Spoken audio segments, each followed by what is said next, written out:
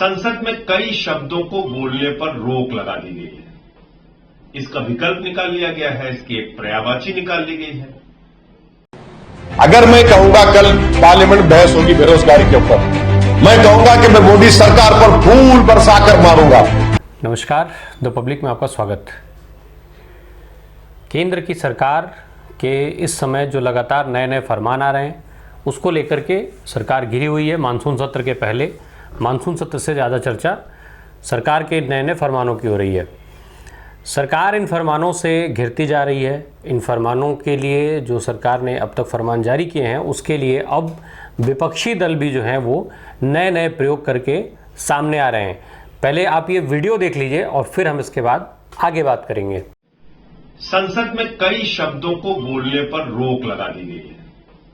इसका विकल्प निकाल लिया गया है, इसकी एक पर्यायवाची निकाल ली गई है। एक पत्रकार मित्र ने इसमें हम लोगों का सहयोग किया है। तो तानाशाही अगर नहीं बोल सकते तो मोदी शाही बोल देंगे, दादागिरी नहीं बोल सकते तो मोदी शाहगिरी बोल देंगे, जुमला जीवी नहीं बोल सकते तो जुमला मोदी जीवी बोल देंगे, जयचंद नहीं बोल सकते तो जयचंद बोल देंगे, शकुनी नहीं बोल सकते तो अपशकुनी बोल देंगे, खून की खेती नहीं बोल सकते तो खेती का खून बोल देंगे, बहरी सरकार नहीं बोल सकते तो कानी सरकार बोल देंगे, खरीद फरोख्त नहीं बोल सकते तो सरकार बनाओ सरकार गिराओ बोल देंगे, काला सत्र नहीं बोल सकते तो दिवाला सत्र बोल देंगे, दलाल नहीं बोल सकते तो दल्लाल बोल देंगे, बाल बुद्धि नहीं बोल सकते तो नन्ह बुद्धि बोल देंगे, चंडाल चौकड़ी नहीं बोल सकते तो हम दो हमारे दो बोल देंगे, विनाश पुरुष नहीं बोल सकते तो खंडहर पुरुष बोल देंगे, स्नूप गेट नहीं बोल सकते तो मोदी शाह वाली जासूसी बोल देंगे, चिलम लेना नहीं बोल सकते तो दम मारो दम बोल देंगे, कोयला चोर नहीं बोल सकते तो कोयला खोर बोल देंगे,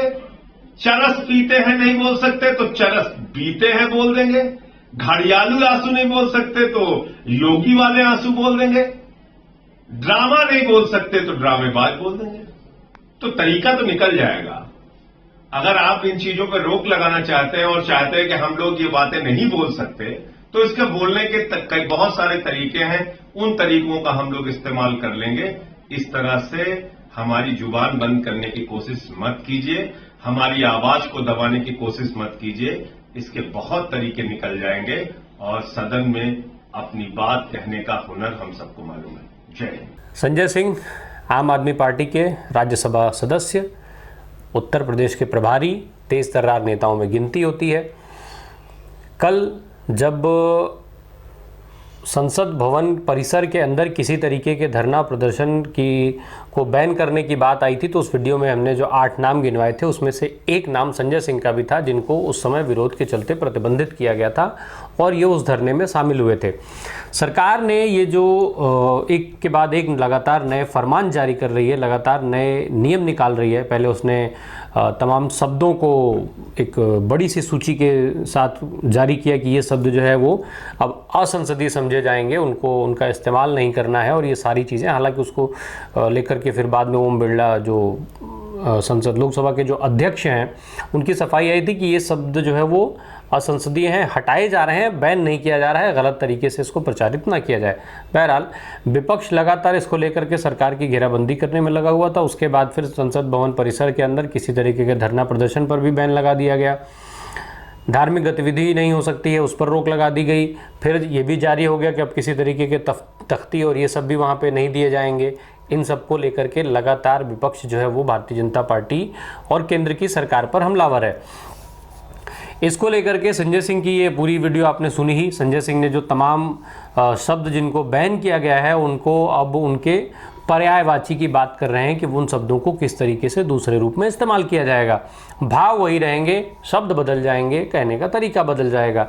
यानी केंद्र सरकार की मुसीबतें फिलहाल जो चूंकि विपक्ष का जो आरोप है वो इसी को लेकर के है कि जिन शब्दों का इस्तेमाल विपक्ष ने बीते समय में सरकार को घेरने के लिए, सरकार की नीतियों का विरोध करने के लिए या जो सरकार की तमाम कार्रवाइयां हैं उसको इंगित करने के लिए, संकेतिक करने के लिए जिन शब्दों का इस्तेमाल किया या फिर जिन जिन शब्दों का इस्तेमाल किया उन्हीं शब्दों को सरकार ने असंसदीय बताते हुए उन पर रोक लगाने की कार्रवाई को किया है। ऐसे में जो ये संजय सिंह की वीडियो है वो साफ तौर पे ये कह रही है कि अब शब्द तो वही इस्तेमाल किए जाएंगे पर अब उनका पर्यायवाची इस्तेमाल होगा, वो पर्टिकुलर शब्दों का इस्तेमाल नहीं करेंगी। ये आपने ऊपर संजय सिंह की बात सुन ली। इसके अलावा कांग्रेस पार्टी के दिग्गज नेता पूर्व वित्त मंत्री पी चिदम्बरम ने भी सरकार को घेरते हुए एक ट्वीट किया। उन्होंने अपने ट्वीट में सरकार पर निशाना साधा। उन्होंने अपने ट्वीट में कहा है कि संसद ने जो ये सारी कार्रवाई है उसको लेकर के उन्होंने कहा कि संसद ने शब्दों को बैन नहीं किया है, बल्कि संसद हमारे शब्दावली बढ़ाने का प्रयास कर रही है।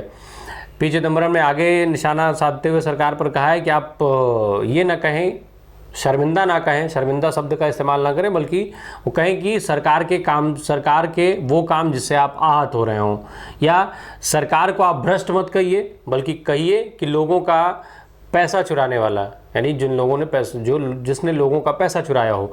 इस तरीके के तमाम चीज़ों को, जो ड्रामा की बात हो रही थी कि ड्रामा को भी बैन कर दिया गया, तो उन्होंने पी चिदम्बरम ने कहा कि ड्रामा मत कहिए कि सरकार स्टेज पर प्ले कर रही है। इसके अलावा तमाम तरीके के और भी जो कई नेता हैं उनके अलग अलग बयान आ रहे हैं। असदुद्दीन ओवैसी ने पहले ही सवाल किया था कि अगर मोदी सरकार, अगर बेरोजगारी पे चर्चा हो और हम कहें कि मोदी सरकार को क्या फूल फेंक करके मारने की बात की जाए तो क्या मोदी सरकार जो फूल को भी बैन कर देगी? इस तरीके की चीज़ें असदुद्दीन ओवैसी पहले कह चुके हैं। जरा एक लाइन ये भी सुन लीजिए जो असदुद्दीन ओवैसी ने कहा था। अगर मैं कहूंगा कल पार्लियामेंट बहस होगी बेरोजगारी के ऊपर, मैं कहूंगा कि मैं मोदी सरकार पर फूल बरसाकर मारूंगा क्योंकि उन्होंने नौजवानों को बेरोजगार बना दिया, तो क्या फूल को अनपार्लियामेंट्री कर देंगे? और मैं ये कहूंगा कि भाव फूल बरसाओ मोदी सरकार पर कि उन्होंने भारत के नौजवानों को बेरोजगार बना दिया, तो क्या अनपार्लियामेंट्री हो जाएगा? कंटेक्स्ट इंपॉर्टेंट है। ये लफ्ज की बहस में मत जाइए, रूल्स को, प्रोसीजर को फॉलो करने की जरूरत है। अरे फिर बिल आता है, स्टैंडिंग कमेटी नहीं जाता, संविधान में जो कॉन्स्टिट्यूशनल वैल्यूज है उस पर काम करिए। मालूम ही नहीं कॉन्स्टिट्यूशनल वैल्यूज, कॉन्स्टिट्यूशनल मोरालिटी कुछ भी नहीं होता उस पर काम।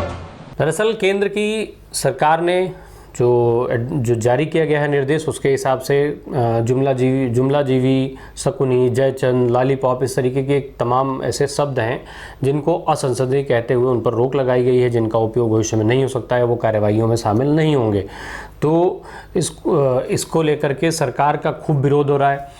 कांग्रेस नेता राहुल गांधी ने भी इसको लेकर के निशाना साधा था। उन्होंने भी ट्वीट किया कि नए भारत के लिए नई डिक्शनरी, जुमलाजीवी तानाशाह की बजाय मगरमच्छ के आंसू बहाने वाले और झूठ बोलने वाले अक्षम कहा जाएगा अब इसकी जगह। यानी अब जुमलाबाजी और तानाशाही शब्दों का इस्तेमाल करने की बजाय आप जुमलाबाजी कहने के बजाय आप कहिए कि मगरमच्छ के आंसू बहाने वाले झूठे लोग या अक्षम लोग, इस तरीके की बातें, नए नए शब्द जो उसको खोजा जा रहा है। महुआ मोइत्रा ने ट्वीट करते हुए लिखा था कि उन्होंने गुजरात में जब नरेंद्र मोदी मुख्यमंत्री हुआ करते थे और उस समय जब केंद्र में यूपीए के नेतृत्व में कांग्रेस वाली जो सरकार थी, तब जब डॉलर के मुकाबले रुपए की वैल्यू गिरी थी तो नरेंद्र मोदी के बयान का ही उन्होंने हवाला देते हुए कहा है कि कभी ऐसा लगता है कि दिल्ली की सरकार और रुपए के बीच प्रतिस्पर्धा है, किसका सम्मान तेजी से गिर रहा है, कौन नीचे गिरेगा। इसको लेकर उन्होंने ट्वीट किया। फिर उन्होंने साथ में नीचे लिखा है कि आज का शब्द प्रतिबंध, जो प्रतिबंधित शब्द है वो है अपमान, और प्रतिस्थापन जो शब्द है वो रुपया, यानी अपमान की जगह पर रुपए का इस्तेमाल कर लीजिए, अपने आप वो अपमान की बात हो गई जो नीचे गिरने। और ये चूंकि इस समय दरअसल मोइत्रा ने इसमें दो निशाने साधे हैं। मोइत्रा ने एक तरफ इस पर निशाना किया है कि कैसे अमर्यादित शब्द की जगह उसका रिप्लेसमेंट निकाला जा सकता है, और दूसरा जो रुपया तेजी से गिर रहा है, जो अब 80 के पार जाने के लिए बेकरार सा रुपया जो दिख रहा है, उस पर भी उन्होंने सरकार को घेरते हुए सरकार पर निशाना साधने का काम किया है। कुल मिलाजो का करके ये है कि मानसून सत्र के शुरू होने से पहले ये जो सारे फरमान आए उसको लेकर के विपक्ष और सत्तारूढ़ सत्ता के बीच में खूब ठीक से ठनी हुई है। ट्विटर से लेकर के और तमाम सोशल मीडिया प्लेटफॉर्म्स के साथ साथ तमाम तरीके के बयानबाजी में भी ये वार जो है वो सामने दिखाई दे रहा है। एक तरफ जहां सरकार जो है अब नए बिल मानसून सत्र में नए बिल लाने और उनको पास कराने का प्रयास कर रही है, वहीं दूसरी तरफ विपक्ष जो है वो सरकार को घेरने के लिए नई शब्दावली के प्रयोग, नए शब्दों के पर्याय और इन सारी चीज़ों में लगा हुआ है। विपक्ष के सामने हालांकि इस समय दोहरी जो है वो मुश्किल खड़ी हो गई है। एक तरफ उसे सरकार के बिलों का अपोज भी करना है और दूसरी तरफ उसे तमाम जो शब्द बैन किए गए हैं उन शब्दों की जगह पे नए शब्द को खोज करके और फिर सरकार को घेरना भी है। देखना होगा कि ये मानसून सत्र जो है वो कैसा रहता है। हंगामेदार तो होना ही है, ये तो पहले से तय है, पर उसमें जो हंगामा होगा उसमें कौन से शब्द विपक्ष के हथियार बनेंगे, इस पर सबकी निगाहें रहेंगी। धन्यवाद।